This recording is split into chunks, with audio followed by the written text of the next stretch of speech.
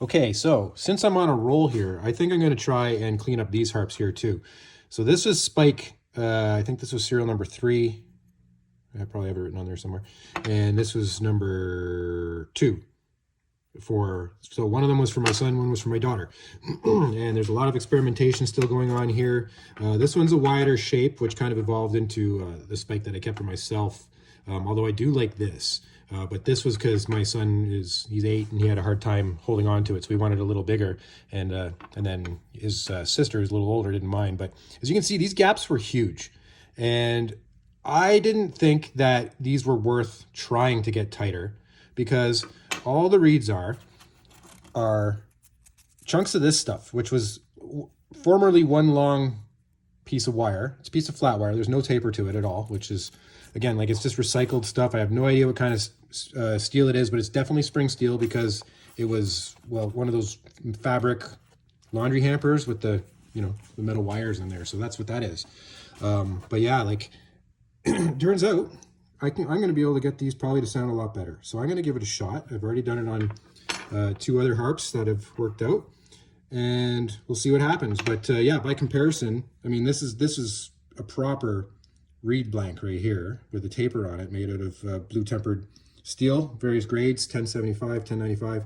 But this was just recycled stuff. So this has been kind of cool to know that I can actually make these little guys sound a lot better than I was expecting to, because if I start to produce these things to kind of sell, which would be nice, these were going to be kind of the low end budget small harp kind of thing that it turns out are still going to sound pretty good, I think.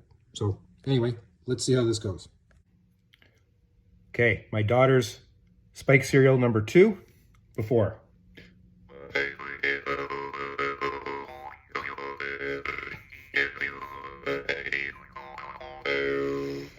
All right, and my daughter's Spike now.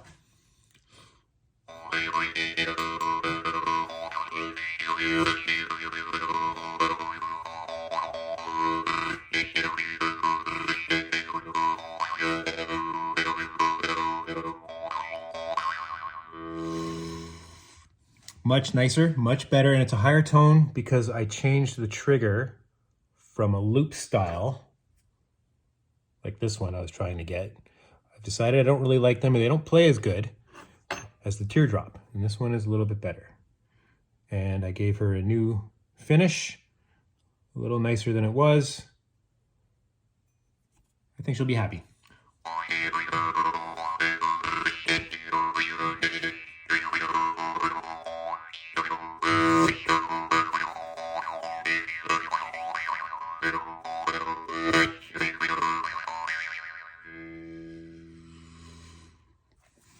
Now, on to my son's.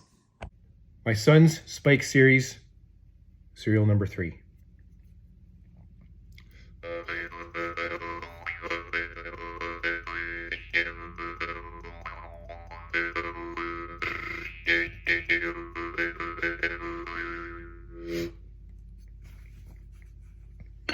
And this one's my son's harp.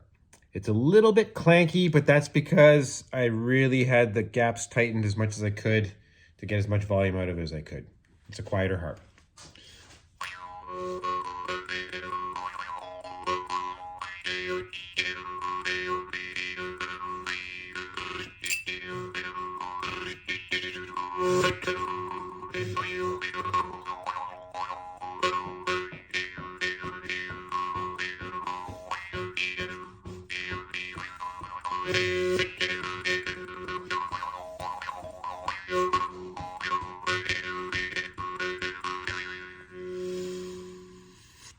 So yeah, as I said, it's a bit quieter, which I think is because of the length of, which I believe is called the deck here, which is kind of the plane, the vibrating surface, I suppose. Reminds me a lot of my Van Durack Drimbas, which are also very small, delicate harps and are very melodic, very nice sounding, but they're just very quiet.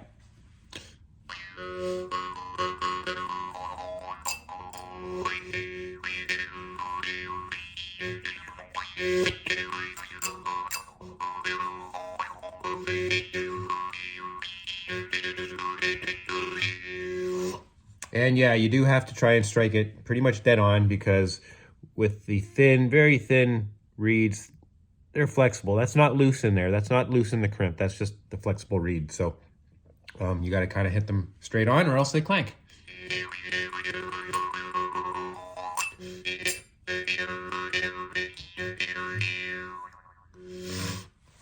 Overall, I think I did a good job on these. They've been a success.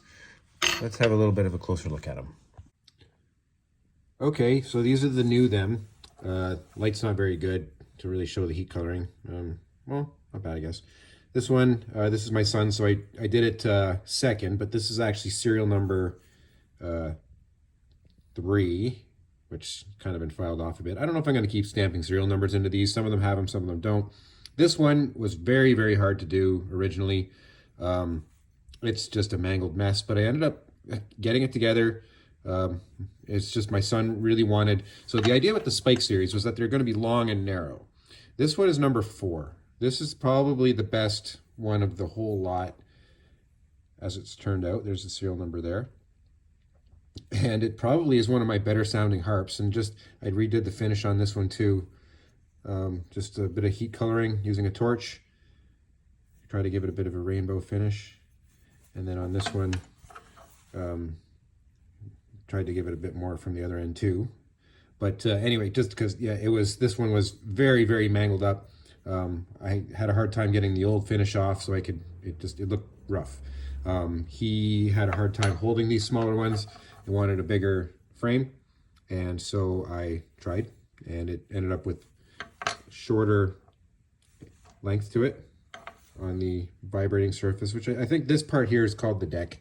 I don't know. I'm going to get the proper terminology down one of these days, but at any rate, this was how his turned out, and this one was how hers turned out. But you can see, compared to the way they were before, the gaps are just a lot closer together.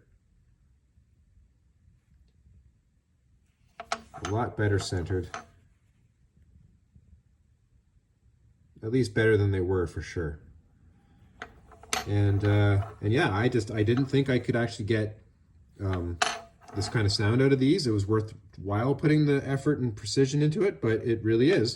And I'm happy with that, because I've got a lot of this cheap material to make the reeds. And yeah, I think I'm going to carry on making these little harps. I just have to get my hands on some more 5/32 key stock.